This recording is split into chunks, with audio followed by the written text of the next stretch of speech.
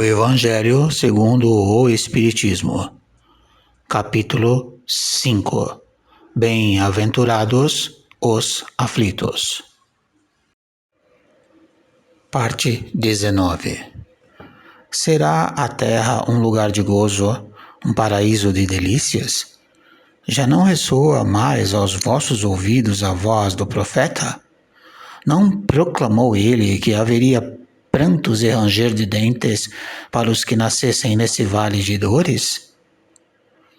Esperai, pois, todos vós que aí viveis, causticantes lágrimas e amargo sofrer, e por mais agudas e profundas sejam as vossas dores, volvei o olhar para o céu e bendizei o Senhor por ter querido experimentar-vos. Ó homens, dar-se-á não reconheçais o poder de vosso Senhor, senão quando ele vos haja curado as chagas do corpo e coroado de beatitude e ventura os vossos dias? Dar-se-á não reconheçais o seu amor, senão quando vos tenha adornado o corpo de todas as glórias, ele lhe haja restituído o brilho e a brancura? Imitai aquele que vos foi dado para exemplo, tendo chegado ao último grau da abjeção e da miséria, deitado sobre uma estrumeira, disse ele, entre colchetes, Jó, a Deus. Entre aspas, Senhor, conheci todos os deleites da opulência e me reduzistes à mais absoluta miséria. Obrigado, obrigado, meu Deus, por haverdes querido experimentar o vosso servo. Até quando os vossos olhares se deterão nos horizontes que a morte limita? Quando, afinal, vossa alma se decidirá a lançar-se para além dos limites de um túmulo? Houvesseis de chorar e sofrer a vida inteira, que seria isso, a par da eterna glória reservada ao que tenha sofrido a prova com fé, amor e resignação? Buscai consolações para os vossos males no porvir que Deus vos prepara, e procurai-lhe a causa no passado. E vós, que mais sofreis, considerai-vos os afortunados da terra. Como desencarnados, quando pairáveis no espaço, escolhestes as vossas provas, julgando-vos bastante fortes para as suportar. Por que agora murmurar? Vós, que pedistes a riqueza e a glória, queríeis sustentar luta com a tentação e vencê-la.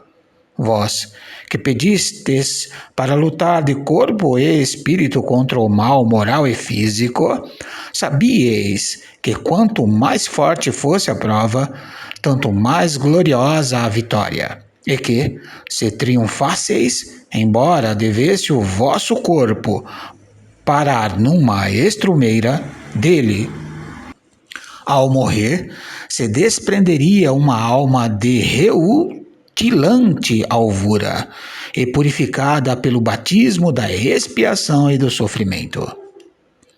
Que remédio, então, prescrever aos atacados de obsessões cruéis e de cruciantes males? Só um é infalível, a fé, o apelo ao céu. Se, na maior acerbidade dos vossos sofrimentos, entoardes hinos ao Senhor, o anjo à vossa cabeceira, com a mão vos apontará o sinal da salvação e o lugar que um dia ocupareis. A fé é o remédio seguro do sofrimento.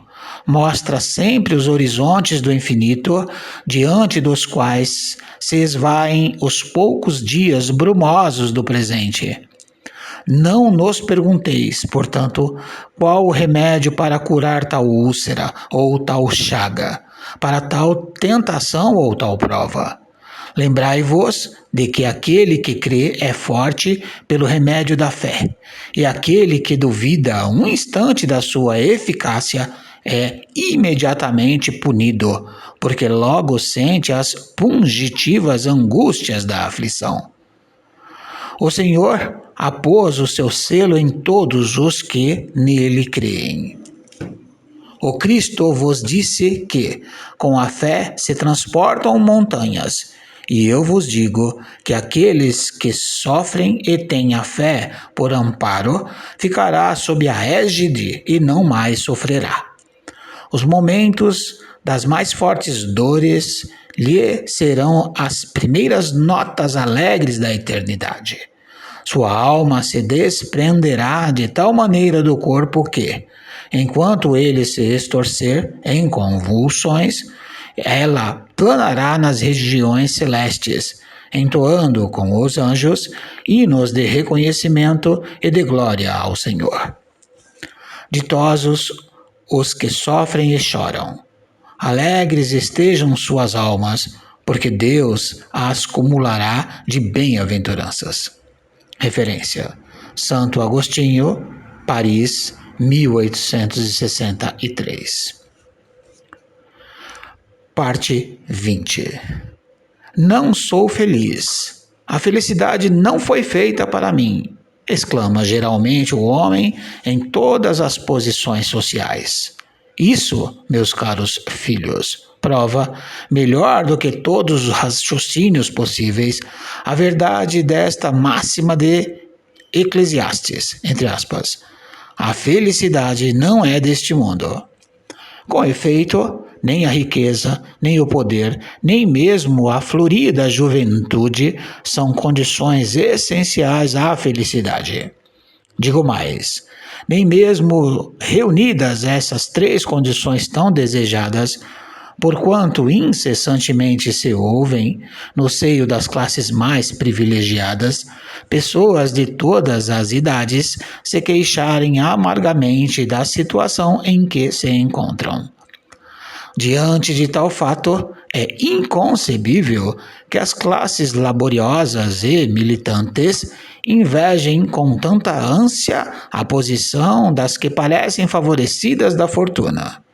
Neste mundo, por mais que faça, cada um tem a sua parte de labor e de miséria, sua cota de sofrimentos e de decepções, donde facilmente se chega à conclusão de que a terra é lugar de provas e de expiações.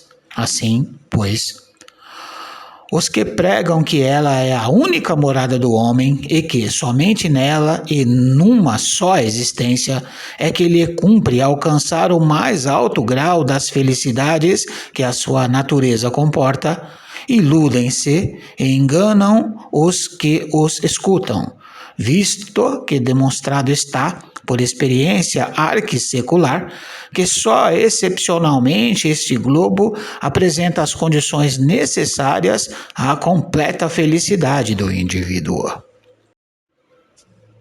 Em tese geral, pode afirmar-se que a felicidade é uma utopia a cuja conquista as gerações se lançam sucessivamente, sem jamais lograrem alcançá-la. Se o homem ajuizado é uma raridade neste mundo, o homem absolutamente feliz jamais foi encontrado. Ou em que consiste a felicidade na terra? É coisa tão efêmera para aquele que não tem a guiá-lo à ponderação que, por um ano, um mês, uma semana de satisfação completa, todo o resto da existência é uma série de amarguras e decepções. E notai, meus caros filhos, que falo dos venturosos da terra, dos que são invejados pela multidão. Conseguintemente, se a morada terrena são peculiares as provas e a expiação, forçoso é se admita que, algures, moradas há mais favorecidas, onde o espírito, conquanto aprisionado ainda numa carne material, possui em toda a plenitude os gozos inerentes à vida humana. Tal a razão porque Deus semeou no vosso turbilhão esses belos planetas superiores para os quais os vossos esforços e as vossas tendências vos farão gravitar um dia, quando vos achardes suficientemente purificados e aperfeiçoados. Todavia, não deduzais das minhas palavras que a terra esteja destinada para sempre a ser uma penitenciária. Não, certamente. Dos progressos já realizados, podeis facilmente deduzir os progressos futuros e dos melhoramentos sociais conseguidos, novos e mais fecundos melhoramentos. Essa a tarefa imensa cuja execução cabe à nova doutrina que os Espíritos vos revelaram. Assim, pois, meus queridos filhos, que uma santa emulação vos anime e que cada um de vós se despoje do homem velho. Deveis todos consagrar-vos à propagação desse espiritismo que já deu começo à vossa própria regeneração. Corre-vos o dever de fazer que os vossos irmãos participem dos raios da sagrada luz. Mãos, portanto, à obra, meus muito queridos filhos, que nesta reunião solene todos os vossos corações aspirem a esse grandioso objetivo de preparar para as gerações por vindouras um mundo no qual já não seja vã a palavra felicidade. Referência: François Nicolas Madeleine, Cardeal Morlot, Paris, 1863.